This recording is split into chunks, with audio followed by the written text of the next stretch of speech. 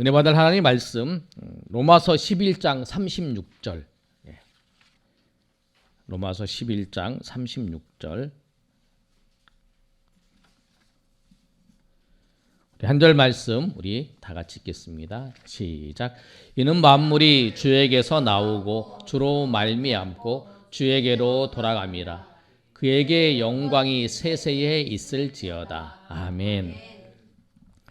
그러니까 지난주에 이어서 하나님께서 창조하신 세계에 대해서 말씀을 보았어요. 하나님이 창조하신 것 복습을 하면 하나님께서 창조하셨는데 물질 세계가 있고 영적인 세계가 있어요. 하나님께서 영적인 세계에 천사를 창조하셨는데 천사가 타락해서 사단이 되었어요. 사단과 마귀가 같은 말이에요. 사단 마귀가 역할이 있는데 무슨 역할을 하냐면 하나님을 믿지 못하도록 하나님의 백성이 죄를 짓도록 유혹을 하는 게 사탄 마귀. 그리고 이 사탄 마귀를 따르는 그 천사 무리들을 귀신이다 그러는 거예요.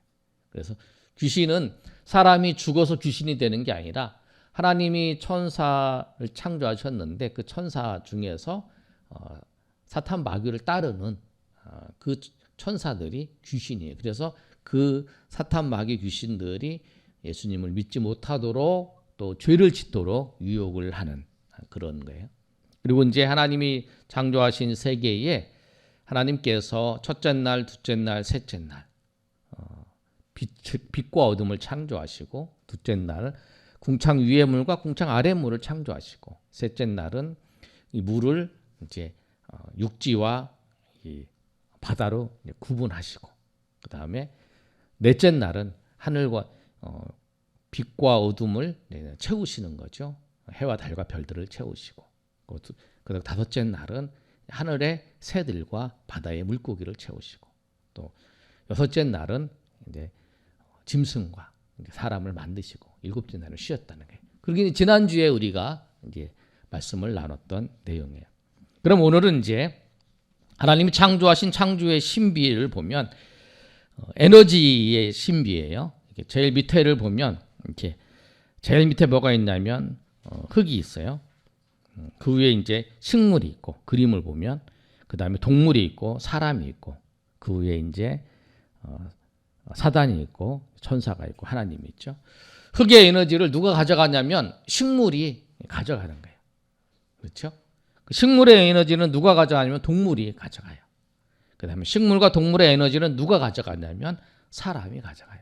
에너지의 신비가 이렇게 되어 있어요. 그 사람의 에너지는 누가 가져가냐면 하나님께 영광을 돌려야 되는데 그 사단이 그 하나님께 영광을 돌리지 못하도록 방해하고 자기가 가져가는 거예요.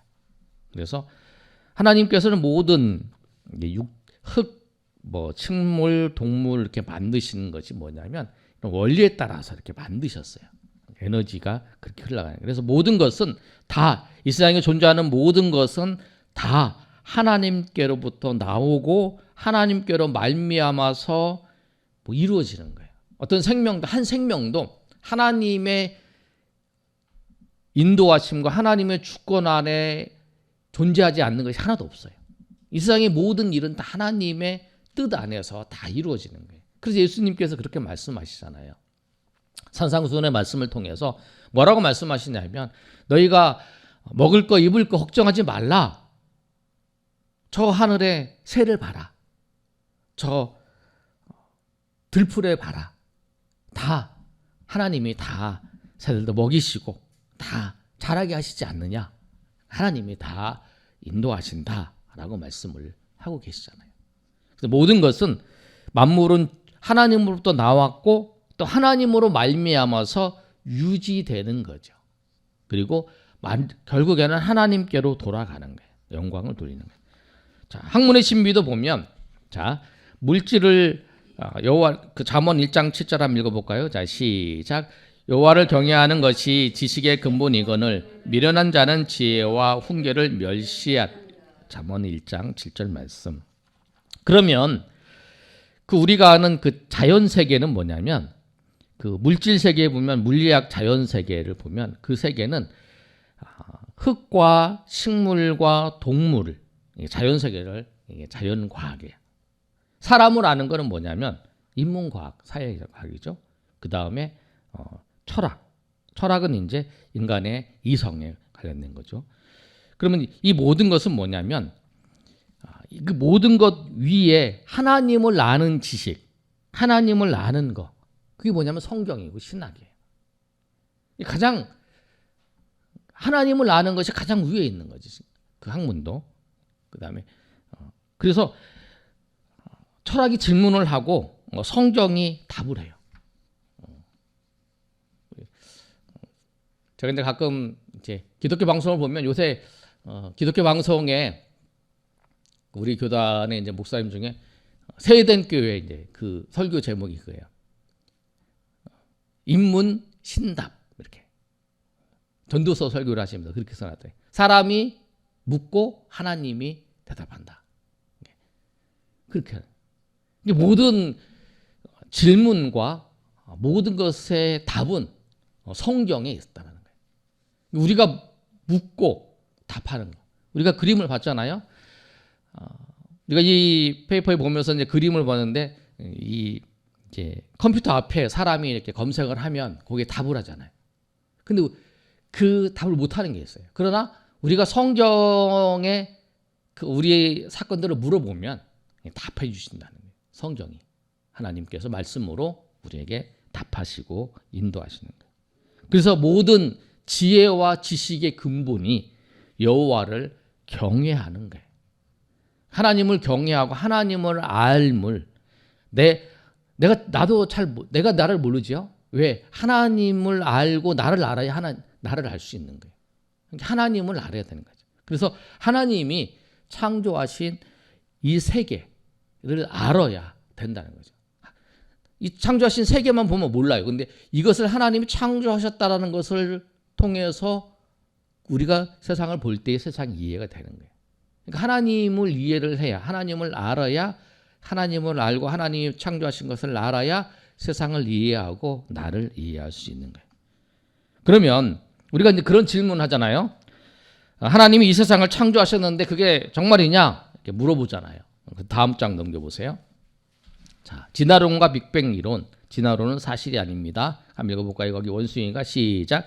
원숭이가 사람이 되었다라면, 그러니까 피를 수혈하며 한데 원숭이 피를 사람이 수혈하지 못합니다. 그래서 원숭이가 사람이 되었다면 원숭이 피를 사람이 수혈하면 되는데 그렇게 못한다는 거죠. 그 다음에 또 하등동물 시작. 하등동물이 고등동물이 진화되었.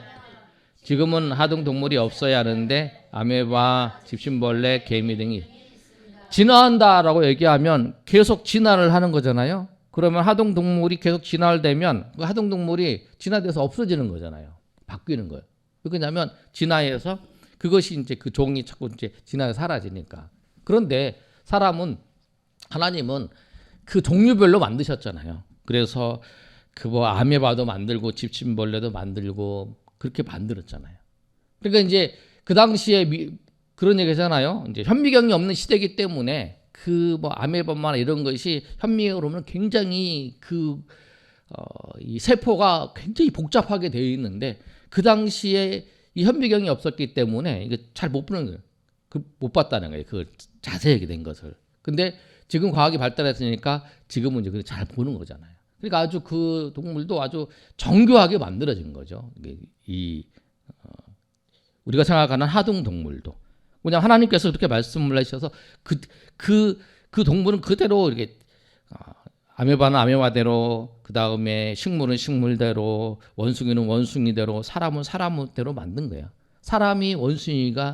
원숭이가 사람이 될 수가 없는 거예요. 그냥 하나님께서 그 종류별로 만드셨기 때문에. 그래서 창세기 1장 25절 이렇게 말씀하고 있죠. 자, 시작. 하나님이 땅의 짐승을 그 종류대로, 가축을 그 종류대로, 땅에 기는 모든 것을 그 종류대로 만드시니 하나님이 보시기에 좋았더라. 그래서 그 종류대로 하나님이 만드셨어요. 여러분 제가 한번 물어볼까요? 그러면 닭이 먼저일까요? 알이 먼저일까요? 닭이 먼저일까요?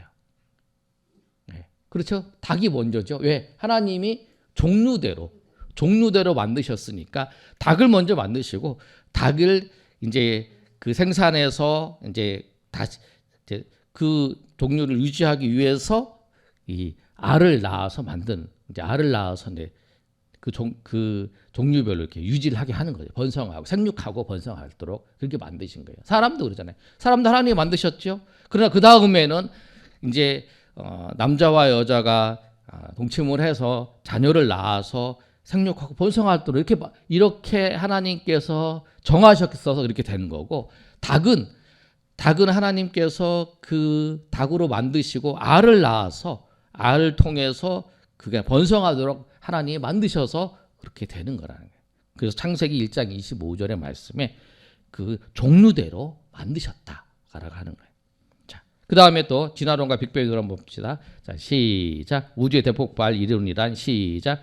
우주 대폭발이 있었을까? 폭발 전에 최초의 원자 덩어리는 어디서 왔는가? 예. 과학의 기본 원리는 인과율의 원리에 맞지 않는 게 뭐냐면, 그 대폭발이 일어났다 그러면 그 최초의 원자 덩어리가 있을 거 아니에요. 그 덩어리는 누가 만들어내는 거죠.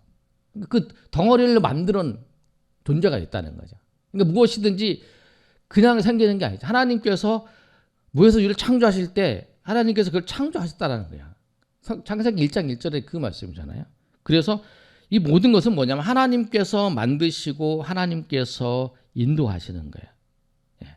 그래서 우리가 사람이 발견하는 거는 발견하는 그 전까지는 우리가 찾아갈 수 있어요. 그러나 그 이면에 그것이 이루어진 거는 우리가 발견하지 못하는 거죠. 우리가 그 생각을 해, 우리가 자주 말씀을 드리잖아요. 우주가 대폭발해서 이렇게 탁 만들어졌다고 하잖아요. 그러면 대폭발을 만들어지면 폭탄을 팍 투하했어. 폭탄이 팍 터졌어. 근데 폭탄이 투하해가지고 그 만들어진 걸 보면은 막 부서져갖고 완전히 난장이잖아요. 그런데 우주가 폭발을 했어.